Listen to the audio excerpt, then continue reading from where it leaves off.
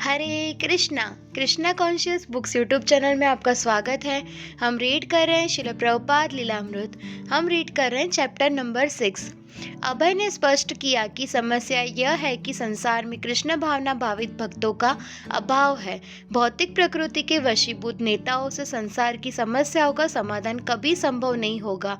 पाश्चात्य देशों में भौतिकतावादी माया का विशेष प्राधान्य है। भारतीयों को उनका अनुकरण नहीं करना चाहिए। किंतु अभय ने भविष्यवाणी की कि कृष्ण भावनामृत का प्रसार एक दिन पाश्चात्य संसार में होकर रहेगा। पाश्चात्य देशों में एकाकी सूक्ष्म आत्मा और परम पूर्ण परमात्मा के बीच जो संबंध है उस पर कभी चर्चा नहीं हुई, न ही उनके कार्यकलापों और न ही अंतिम पूर्ण स्थिति के विषय में कोई खोज हुई है।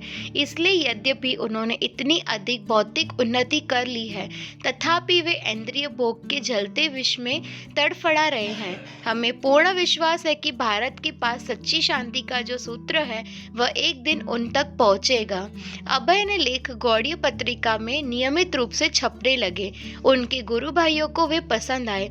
भौतिक मनोवृत्ति का उनके द्वारा खंडन शिला भक्ति सिद्धांत सरस्वती के खंडन की याद दिलाता था। भगवत गीता की जो असुर की धारणा थी वह अभय के हाथों केवल एक पौराणिक या कल्पित शत्रु का वर्णन न रही, वरन वर्तमान हिटलर, चर्चिल या भारत के प्रधानमंत्री के रूप में भी वह साकार हो उठी।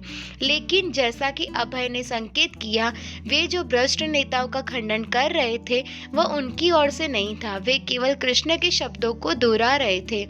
सन 1950-51 ईस्वी सन के बीच वे पत्र लिखते रहे। उनका प्रयत्न विभिन्न संस्थाओं और नेताओं तक अपनी बात पहुंचाने का था। उन्होंने विश्व शांति समिति, वर्ल्ड पैसिफिस्ट कम्युनिटी, भारत के राष्ट्रपति और शिक्षा मंत्री को लिखा। उन्होंने Indian Congress for culture freedom को लिखा, जिसकी ओर से जवाब आया कि उन्होंने उसे भूल से लिख दिया है। उन्होंने बम्बई की आल रीजेंसी कॉन्फ्रेंस के एक अधिकारी को लिखा कि उनकी गलत पहुंच के कारण कॉन्फ्रेंस से कोई व्यावहारिक नतीजा नहीं निकलेगा। व्यावहारिक समाधान तो परम भगवान श्री कृष्ण के दिव्य संदेश में निहित है, जो उन्होंने भगवत गीता में दिया है। 14 सितंबर 1951 को उन्होंने नई दिल्ली स्थित अमेरिका के दूतावास द्वारा प्रकाशित अमेरिकन रिपोर्टर के डैनियल बेली को पत्र लिखा। उसमें उन्होंने बताया कि भारत के ऋषि मुनियों द्वारा अनुभूत परम सत्य के स्वरूप को समझने के लिए जो दर्शन भारत में विकसित हुआ है वह पूर्व और पश्चिम को मिलाने के प्रयत्नों से कहीं ऊंचा है।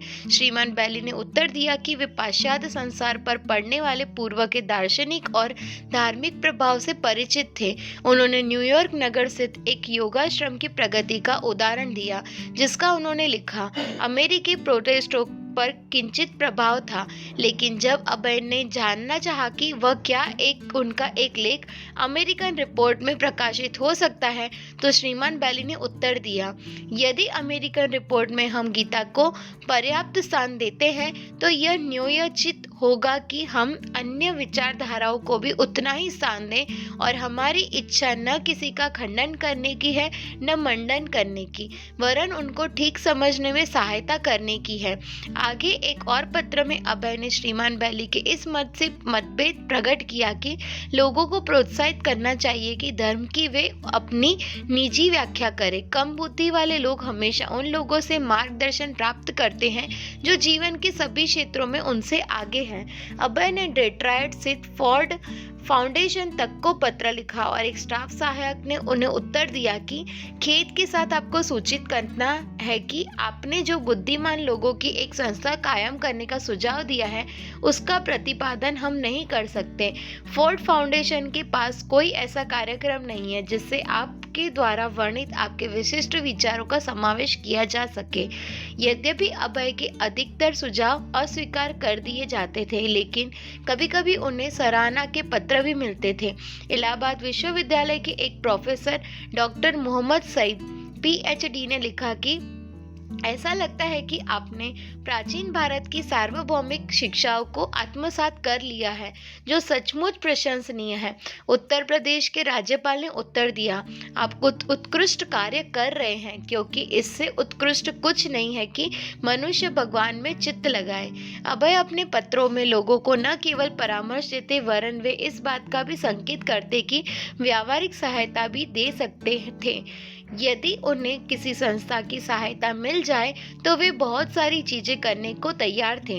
वे कक्षा शिक्षण कर सकते थे, मंदिरों की व्यवस्था देख सकते थे, मंदिरों में पूजा करना सिखला सकते थे, भक्तों को दीक्षा दे सकते थे और भगवत गीता के सिद्धांतों के प्रचार के लिए तरह तरह के क्षेत्र कार्य का आयोजन कर सकते थे। साधारणतया वे विस्तार से यह नहीं बताते थे कि कोई चीज कैसे की जानी चाहिए, लेकिन वे वर्तमान कार्य विधियों के दार्शनिक दोषों और वैदिक साहित्य के अनुकूल कार्य करने की श्रेष्ठता की ओर इंगित करते थे। अपने आध्यात्मिक गुरु की कृपा से वे भगवत गीता के ज्ञान का प्रयोग किसी भी परिस्थिति में करना जानते थे। यदि कोई उधर रुचि प्रदर्शित करता तो वे भगवत गीता के अनुसार कार्य करने की श्रेष्ठता उसे सिखा सकते थे। एक बार अभय ऐसी सभा में शामिल हुए जिसमें एक सुप्रसिद्ध उद्योगपति ने अपने कारखाने में मजदूरों और मालिकों के बीच सौहार्दपूर्ण संबंधों पर बल दिया।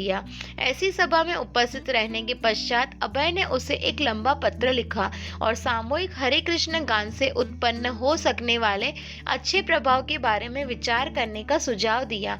चूंकि कारखाने में मजदूरों का एक विशेष क्लब और विश्राम कक्ष था, इसलिए अभय ने सुझाया कि मजदूर उसमें एकत्र होकर हरे कृष्ण का कीर्तन किया करें।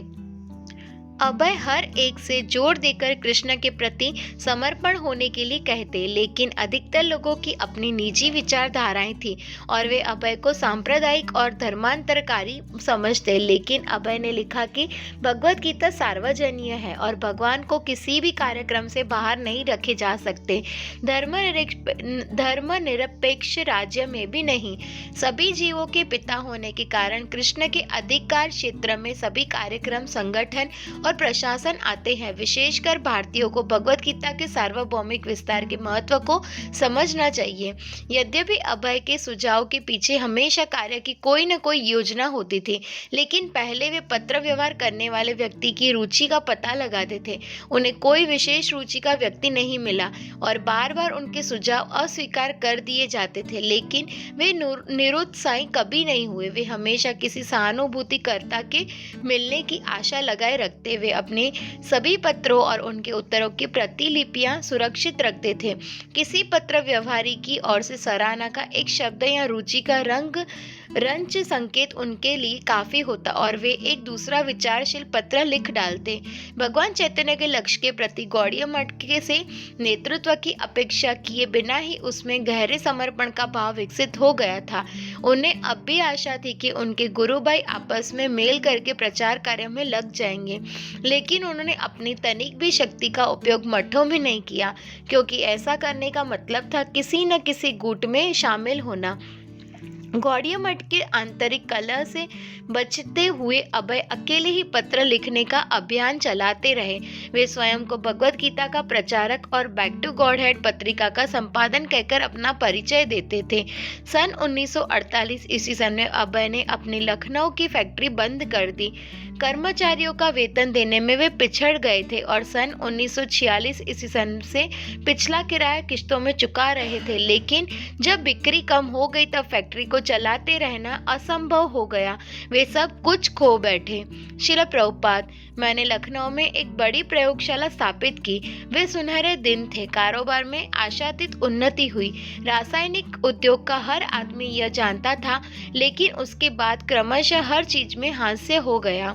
कुछ परिचितों की सहायता से उन्होंने इलाहाबाद में एक छोटी सी फैक्ट्री खोली, उसी नगर में जहां 15 साल पहले उनकी प्रयाग फार्मेसी बैठ गई थी। वे अपने पुत्र वृंदावन के साथ इलाहाबाद गए और दवाई बनाने का काम वहां जारी रखा। परिवार के बाकी लोग बनर्जी लेन, कलकत्ता में ठहरे रहे, जबकि अभय की यात्राएं चलती रही। लेकिन अब वे घर से कभी कभी लगातार महीनों अनुपस्थित रहते। और तब उन्होंने दूसरी बार एक स्वप्न देखा। शिला भक्ति सिद्धांत सरस्वती उनके सामने प्रकट हुए। वे पुनः संकेत से बुला रहे थे कि अभय संन्यास ले लें, और अभय को पुनः उस स्वप्न की उपेक्षा करनी पड़ी। वे गृहस्थ थे और उनकी बहुत सी जिम्मेदारियां थी। संन्यास लेने का मतलब हर वस्तु को त्याग देना था। उन्हें धनोपार्जन करना था। उनकी 5 संतानें थी। उन्होंने सोचा, गुरु महाराज मुझे संन्यास लेने को क्यों कह रहे हैं? अब यह संभव नहीं था। इलाहाबाद का धंधा असफल रहा। उन्होंने अपने सेवक गौरांग को लिखा, जो उनके पास फिर आना चाहता था।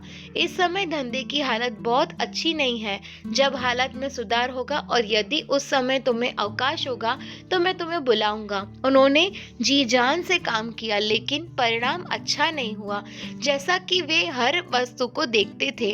अभय ने वर्तमान परिस्थितियों को भी धर्मशास्त्र की दृष्टि से देखा और उन्हें श्रीमद् भागवतम का श्लोक स्मरण आए बिना न रहा। जब मेरी किसी पर विशेष कृपा होती है तो मैं उसकी सारी भौतिक संपत्ति का धीरे धीरे हरण कर लेता हूँ। तब उस दुख से पीड़ित दीनहीन मनुष्य का उसके सभी मित्रों और संबंधियों त्याग कर देते हैं। अभय ने शिला भक्ति सिद्धांत सरस्वती के मुख से यह श्लोक सुना था। अब उन्हें वह प्राय याद आता था। उन्होंने यह मान लिया कि उनकी वर्तमान परिस्थितियों के नियामक भगवान कृष्ण थे, जो उन्हें ऐसी असहाय अवस्था में धकेलकर कृष्ण भावनामृत के प्रचार के लिए तैयार कर रहे थे।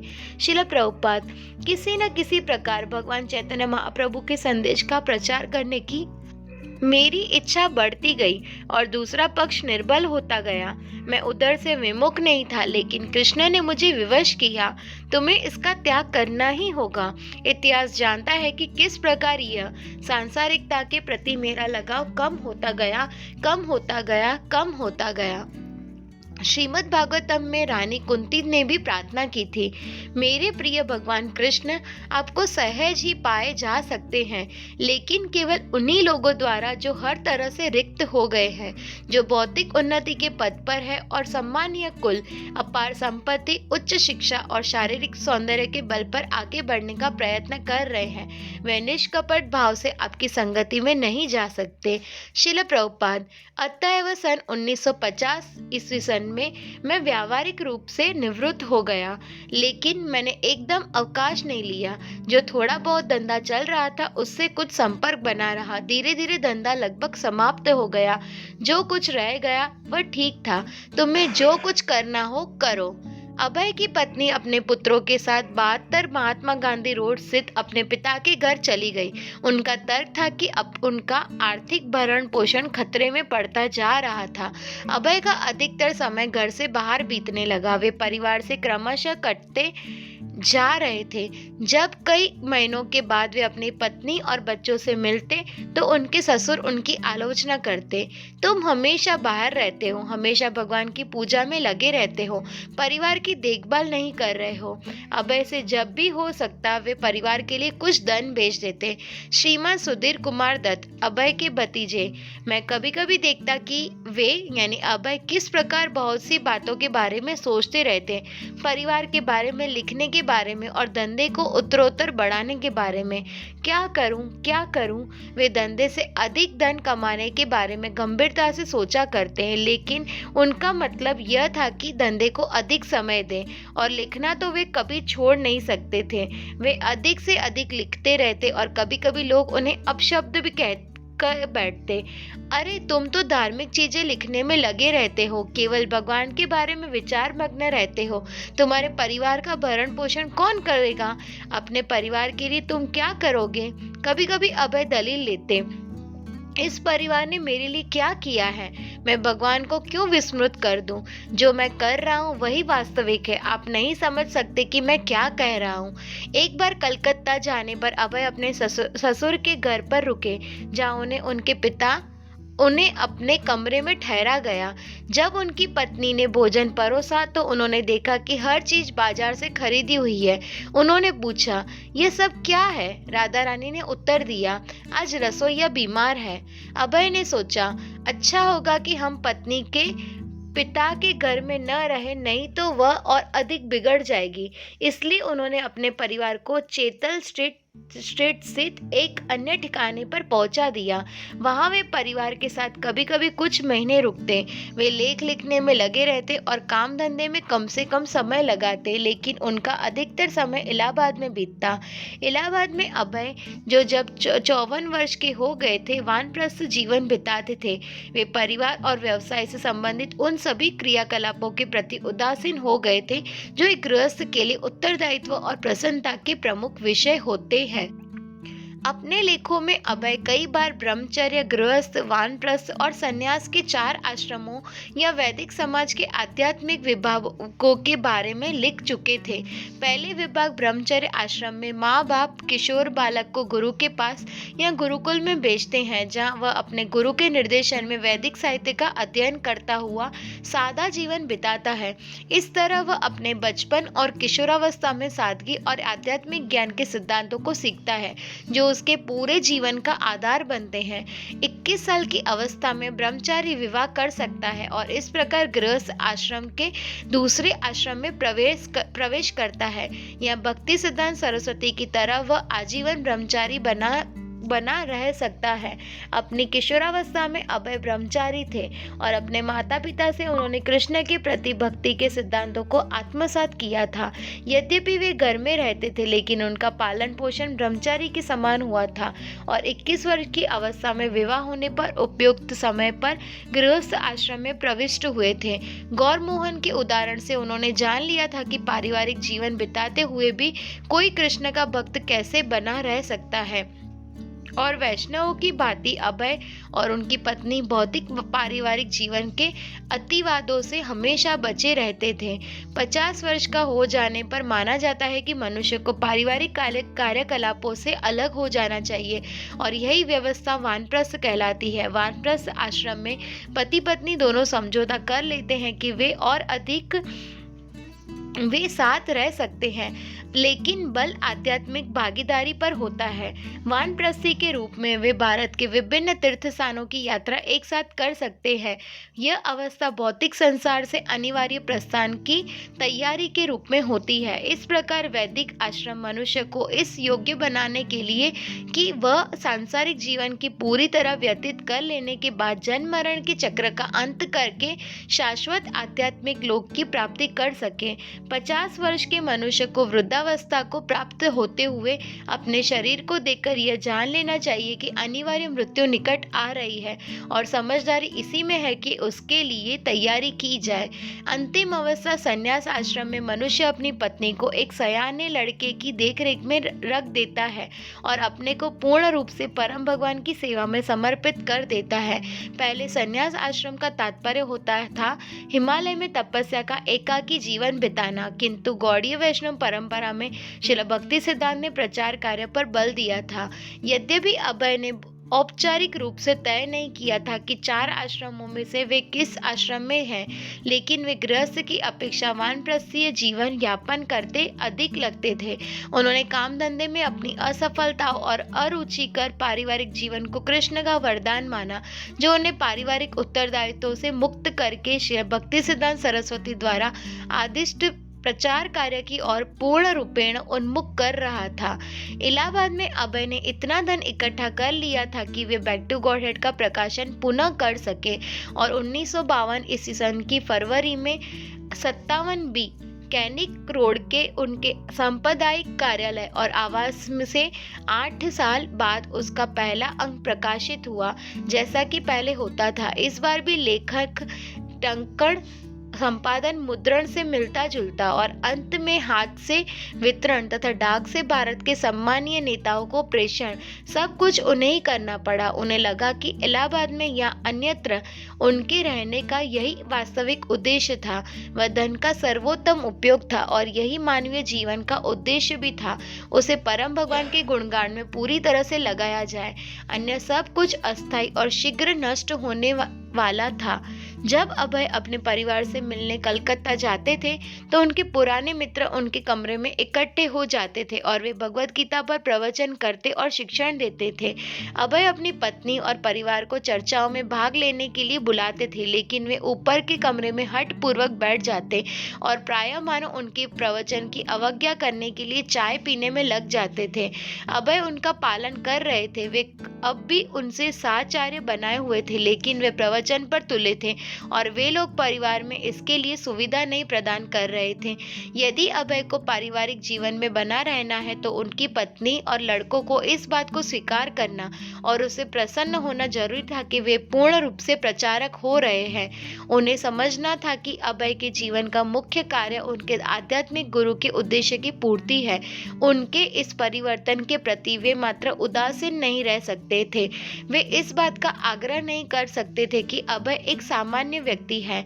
अभय अपनी पत्नी को अपने आकृष्ट करने का प्रयत्न करते रहे और आशा करते रहे कि प्रचार कार्य में धीरे धीरे वे उनकी अनुगामिनी हो जाएगी, लेकिन उन्हें अपने पति के प्रचार में जरा भी रुचि नहीं थी और वे परिवार, रासायनिकों और धन के बारे में चिंता करने में अपना समय क्यों गवाए।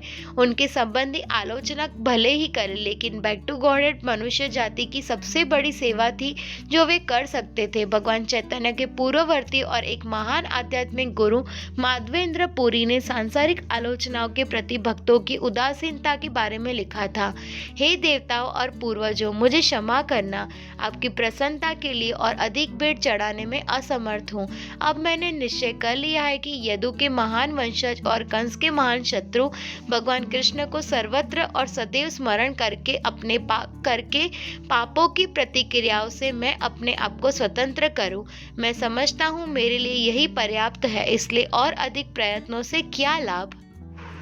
तीव्र बुद्धि वाले नैतिकतावादी मुझ पर भ्रमित होने का आरोप लगाए। मुझे उसकी चिंता नहीं।